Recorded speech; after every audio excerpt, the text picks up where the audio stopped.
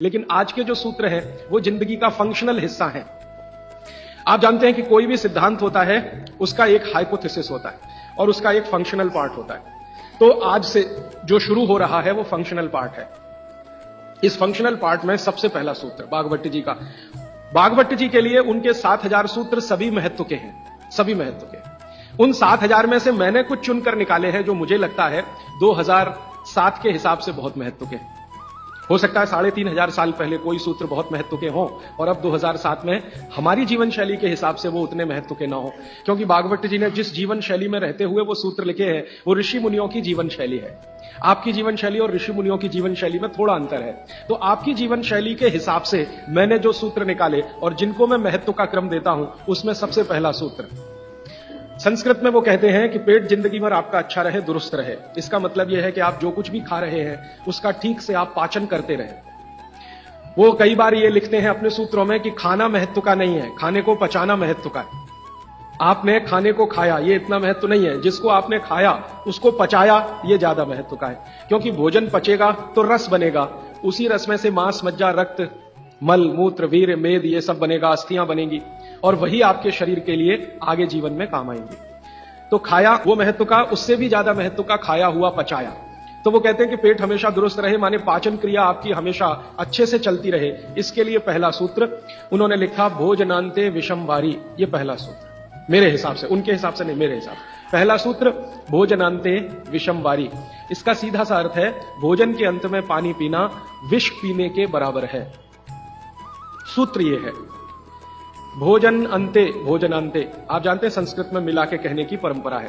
भोजन अंते माने भोजन के अंत में, भोजनांते विषम वारी। विष समझते हैं आप, जहर, जहर जैसा क्या है? पानी। भोजन के अंत में पानी जहर के जैसा है, विष के जैसा है। यह सूत्र है। अब इसको थोड़ा व्याख्यायित करता हूं ताकि समझ में आए। भोजन के अंत में पानी विष के जैसा है, यह बात वो कह रहे हैं। इसको समझना चाहिए कि क्या कह रहे हैं। सूत्र उतना ही है, समझने के लिए मैं आपको बहुत उदाहरण दूंगा ताकि आप जल्दी पता कर पाएं। बागभट्ट जी ने एक सूत्र में यह कहा है कि हमारा जो शरीर है इसका जो मुख्य स्थान पेट है, इसमें एक स्थान होता है पेट के अंदर, नाभि, लेफ्ट साइड में, नाभि से थोड़ा ऊपर जहां मेरा हाथ रखा हुआ है, इस स्थान को कहते हैं जठर। संस्कृत में कहते हैं जठर, हिंदी में कहते हैं आमाशय।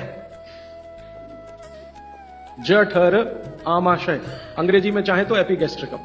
तो ये जो जठर स्थान है, बागभट्ट जी कहते हैं कि इसमें अग्नि प्रदीप्त होती है। उसी को कहते हैं जठराग्नि। जठर अग्नि, जठराग्नि। तो वो कहते हैं कि जो आपका जठर स्थान है इसमें अग्नि प्रदीप्त होती है और भोजन जो कुछ भी आप करते हैं वो पहले जठर में ही जाता है, आमाशय में इकट्ठा होता है, वहां अग्नि प्रदीप्त होती है। वो अग्नि भोजन का पाचन करती है। यह है महत्व की बात। अब अग्नि प्रदीप्त हुई, आपने भोजन किया, अग्नि प्रदीप्त हुई। और बागभट्ट जी इसके लिए एक सुंदर श्लोक लिखा है, लंबा है लेकिन हिंदी में बताता हूं। वो ये कहते हैं कि खाते ही अग्नि प्रदीप्त होती है, ऐसे ही जैसे आप बिजली के स्विच को ऑन करते ही लाइट जलती है। ये ऑटोमेटिक है, अपने आप होती है। आपने रोटी का पहला टुकड़ा मुंह में डाला और जैसे ही टुकड़े को चबाना शुरू किया, लार बनना शुरू हुआ, तुरंत अग्नि प्रदीप्त हो जाती, पहले ही टुकड़े में। तो ये अग्नि प्रदीप्त हुई। अब आप जो भोजन कर रहे हैं ये इस अग्नि के प्रभाव में पचेगा। तो भोजन के पचने की क्रिया में पहले भोजन रस में बदलेगा। पहले पेस्ट बनेगा, जैसे टूथपेस्ट की कंडीशन होती है वैसा बनेगा, लुगदी जैसा। फिर उसमें से रस बनेगा, फिर रस में से सब कुछ बनेगा। तो वो कहते हैं कि आपने जैसे ही भोजन किया अग्नि प्रदीप्त हुई। अब ये अग्नि भोजन को पचा रही है और आपने भोजन पूरा करते ही पानी पी लिया, गट गट गट गट गट गट। तो क्या हुआ? अग्नि शांत हो जाएगी। आपके रसोई गैस में चूल्हा जल रहा है गैस का, और जलते हुए चूल्हे पर पानी फेंकिए तो बुझ जाएगा। अग्नि का पानी से मेल नहीं है, दुश्मनी है। तो आपके पेट में खाना खाते ही अग्नि जल रही है। अब आपने पीछे से गिलास, 2 गिलास पानी पी लिया। कोई लोग तो लोटा भर के पी लेते हैं, कई लोग तो भोजन से ज्यादा पानी पी लेते हैं। तो ये जो पानी गया इसने अग्नि को शांत कर दिया। अब अग्नि शांत हो गई तो फिर बागभट्ट जी कहते हैं भोजन पचेगा नहीं, वो सड़ेगा। अब उन्होंने 20 सूत्र लिखे हैं कि भोजन पचेगा तो क्या होगा और भोजन सड़ेगा तो क्या होगा। मैं सड़ने वाले हिस्से की बात कर लेता हूं। वो कहते हैं कि भोजन अगर सड़ना शुरू हुआ तो सबसे पहले गैस बनेगी, वायु बनेगी, वायु। और ये वायु आपकी जिंदगी हराम कर देगी। और ये वायु की तीव्रता जब बढ़ेगी तो गले में जलन होगी, छाती में जलन होगी, पेट में जलन होगी। फिर और ज्यादा तीव्र अगर ये हो गई वायु तो ये शरीर में जाएगी, घूमेगी, क्योंकि वायु को पकड़ना मुश्किल है, जहां स्थान मिलता है वहीं जाती है।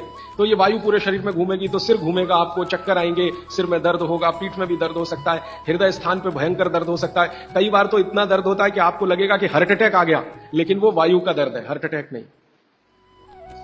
और ये जो वायु बनी भोजन के सड़ने से, इसी वायु में से भागवत जी ने सूची बनाई है कि 103 रोग पैदा होंगे। 103। सबसे पहला रोग है उसमें एसिडिटी, हाइपर एसिडिटी। ज्यादा दिन अगर आपने ये चक्कर चलाया पानी पीने का तो अल्सर, पेप्टिक अल्सर, और ज्यादा दिन चक्कर चलाया तो बवासीर, मूलव्याध, भगंदर, ये सब रोगों की सूची है। और अंत का एक रोग है कैंसर, कर्क रोग। 103वें नंबर पर उन्होंने लिखा है कर्क रोग, माने एसिडिटी से शुरू होकर आप कैंसर तक की यात्रा कर सकते हैं।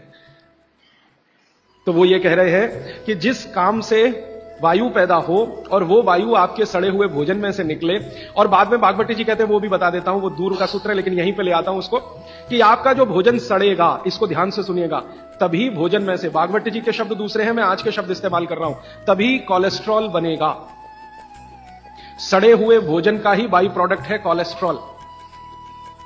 अगर भोजन का पाचन हुआ तो कोलेस्ट्रॉल शून्य रहता है, वो कोलेस्ट्रॉल जो आपको हानि पहुंचाता है। आप जानते हैं शरीर में दो तरह का कोलेस्ट्रॉल है, एक गुड और एक बैड। अच्छा कोलेस्ट्रॉल माने एचडीएल, हाई डेंसिटी लिपोप्रोटीन। खराब कोलेस्ट्रॉल माने एलडीएल और उसका छोटा भाई VLDL, very low density lipoprotein. तो भागवती जी कहते हैं कि ये जो खराब कोलेस्ट्रॉल है वो रक्त में तभी आता है जब भोजन पेट में सड़ता है। इसका माने जिनको कोलेस्ट्रॉल बढ़ रहा है या बढ़ा हुआ है वो ध्यान दें, उनको भोजन पच नहीं रहा, उनका भोजन सड़ रहा है। तो कोलेस्ट्रॉल बढ़ेगा तो हार्ट अटैक भी आएगा, कोलेस्ट्रॉल बढ़ेगा तो घुटने भी जड़ हो जाएंगे, सारी संधियां आपकी एकदम कड़क हो जाएंगी, आपको चलना फिरना मुश्किल हो जाएगा, 10 कदम चलना मुश्किल हो जाएगा। तो वो ये कहते हैं कि जब 103 बीमारियां एक छोटी गलती से आती हों तो वो गलती कभी करना नहीं, माने भोजन के बाद कभी पानी पीना नहीं। ये है सूत्र। वीडियो पसंद आए तो वीडियो को लाइक, शेयर और कमेंट करना न भूले दोस्तों। धन्यवाद।